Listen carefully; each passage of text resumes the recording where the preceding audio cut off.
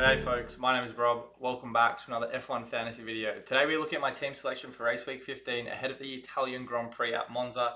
As always, if you're new around here or enjoying the content, be sure to like the video and subscribe to the channel. I very much appreciate it. So we're going to take a look at how the team did most recently in the Dutch Grand Prix, see how the ranks and points shook out, and then dive into some team selection dilemmas for the upcoming race week. I capped out the week at 350 points, a pretty sound result, in fact. A lot of high-scoring teams as a result of all those overtakes in that wet weather in the race just gone. Max was, as always, my DRS boost. Nothing new there, 46 points. But really, the story of the weekend for me, for my fantasy team, and F1 in general was Fernando Alonso's renaissance. A phenomenal performance, back on the podium, back into the fantasy good books. And to be honest, 62 points, he pretty much, in terms of fantasy production, blew it out of the water. Finished second, solid qualifying in fifth, but also had the fastest lap and the driver of the day bonus to cap it off, as well as those 15 overtakes. So really, anyone who owned Fernando still remains one of the highest owned assets in the game, came away with a pretty handsome score.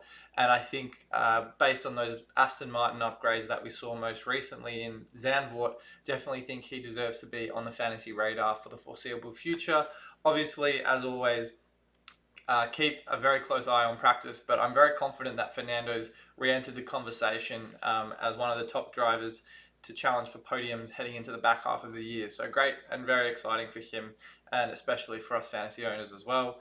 Checo, 30 points, pretty solid outing. I was very much high on him over the mid-season break. I still think he's a very viable asset to own. Again, very solid production, kind of what I was expecting from him. The overtakes certainly helped.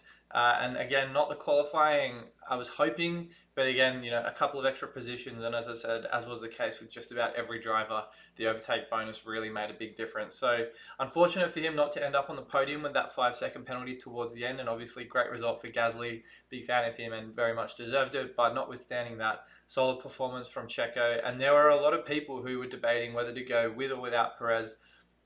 In Zandvoort, I was in the camp, obviously, that did. But I mean, there were a number of very valid reasons to go against based on some of the poor form we've seen in the first half of the season. Joe, a -9, and that was kind of what spelled the difference between my team and a lot of teams that didn't have him. I'll get into that in a minute, but as far as the ranks and points are concerned for the week, but looked pretty solid up until that DNF in the wet. So I had pretty high hopes for him, and look, he would have ended up with 11 points thereabouts had he not been hit with that -20. So can't really complain too much. He did look good, and I'm pretty confident he's still a very strong hold for many people. Obviously, Monza, I think, may challenge that Alfa Romeo because of how fast the circuit is. But again, he has got that overtake potential that we've come to know and love from him this season. So I definitely think he's still a very solid budget driver option now that a lot of the budget drivers sit kind of around that $5-6 million mark. Oscar, 18 points, solid. I was very much deliberating whether to go with or without him or go with Lando. He was looked pretty solid across the weekend. Didn't really put himself in and around the podium positions.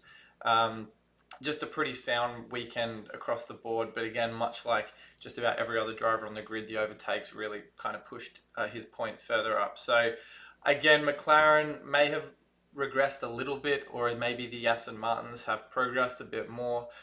So wait and see whether or not they deserve a spot in your team heading into Monza. Red Bull, again, 101 points. McLaren, 56 points. Pretty solid in terms of constructor output. So all in all, pretty solid weekend. That put me with a small red arrow of about 2,000. I went down to 8.8k. out of just over 2 million, total points 3,972. And I think a lot of the teams, going back to my point around Joe, obviously owning Fernando Alonso and whether or not you had to own Lando Norris, Oscar, first and foremost, matched Lando, and I think that was kind of the approach there. Use the McLaren constructor to hopefully cover some of that output. I was pretty comfortable and happy that Oscar did make it, I guess, around what Lando scored.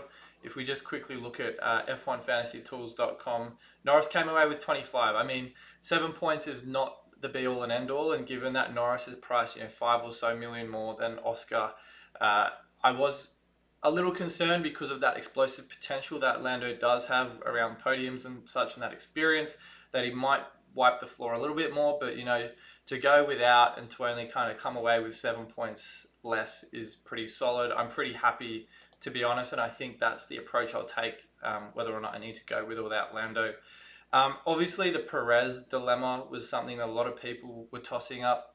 A very popular build in Zandvoort was Max, Fernando, Oscar, Lando, and Alex Albon.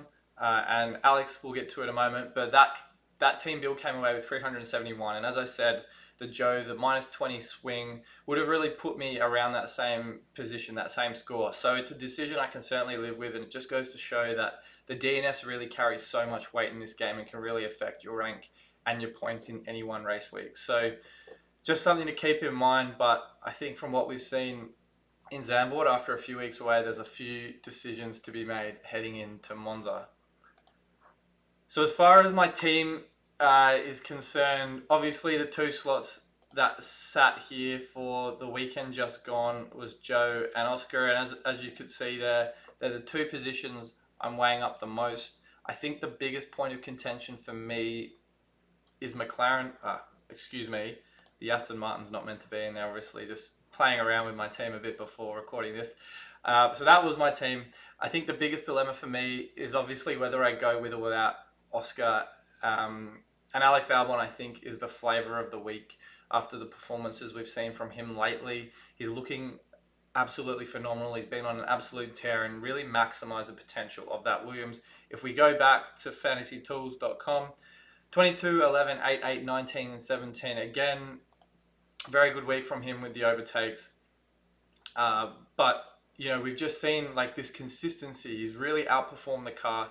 I definitely thought, Alex would continue to demonstrate his capabilities in this Williams, which up until recently was pretty much the back marker for the last season and a half or so. And it goes to show that you are getting a lot more reliability and consistency from him in terms of fantasy production. So very confident that he will do well. And the Monza circuit, well documented, the Temple of Speed, really works in favour of cars that have top speeds. And the Williams is known, along with the Red Bull, as one of the fastest cars on the grid in a straight line. So I think Williams and Alex Albon in particular warrants absolute consideration for Monza. He's certainly at the top of my shopping list for this week. And for those of you that ran him most recently in Zandvoort, I don't see why there would be any reason to get rid of him whatsoever. So I think, as I pointed out at the start of, this section of the video, had this slot kind of open for debate. And I think realistically that's, unless I see anything in practice that suggests Albon's looking a little off the pace, which I find very hard to believe at this point in time, he's going to be first and foremost in that position. I still think McLaren don't deserve to be on the chopping block fully. I think having a little bit of exposure to them is prudent, but again, I hate saying this, it's so cliche, but wait until practice. I just think, that is still a team that is going to deliver pretty consistent points. We'd have to see a pretty sizable drop-off in race pace and overall fantasy performance to get completely cold feet. So looking forward to seeing kind of how the next couple of practice sessions or so go. And then budget driver is a bit of a dilemma. Again, Yuki Tsunoda, Joe are the two I'm looking at the moment. There isn't really anyone else in that price range that I can facilitate a transfer for. It might even be prudent to roll one heading into the following race as well. Liam Lawson, a lot of people obviously were drawn to him after his first race in the AlphaTauri. 19 points, pretty good for a rookie in his first race. Again, the overtakes bolstered that. I've got very much cold feet on him for now. It's still, very much a baptism of fire for a rookie going into a car he hasn't really driven at a circuit like Monza, where it can, at least in the AlphaTauri's case, probably affect the car a lot more than its counterparts. The AlphaTauri is not exactly the fastest car in a straight line, and so I do expect Lawson probably will struggle a little bit more than what we saw at the Dutch Grand Prix. A real differential pick for me is Logan Sargent, 8% owned, 4.5 million. Yes, he still hasn't broken even for his points total this season, and I guess that's pretty much a red flag. I know obviously a DNF in the Netherlands, but again, that Williams pace is what is so appetizing about owning one of their assets. And I think if you're short on funds as the cheapest asset in the game, I certainly think he's worthwhile looking into, depending on obviously how he performs on the Friday practice.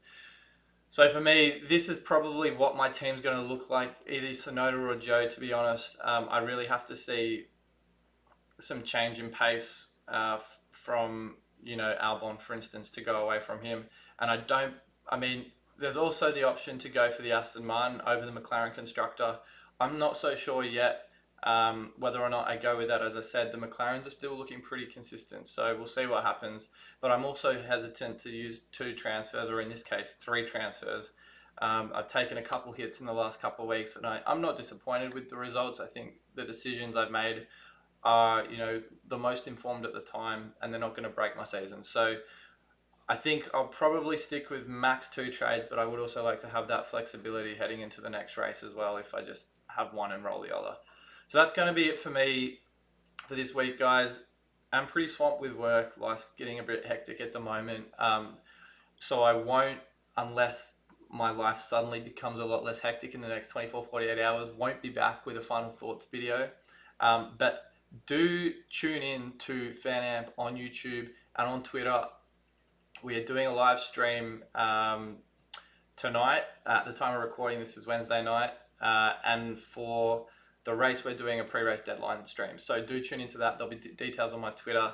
But again, thanks for watching. If you guys enjoyed the content, be sure to like the video and subscribe to the channel. Good luck with your teams this weekend, and I'll see you all very soon.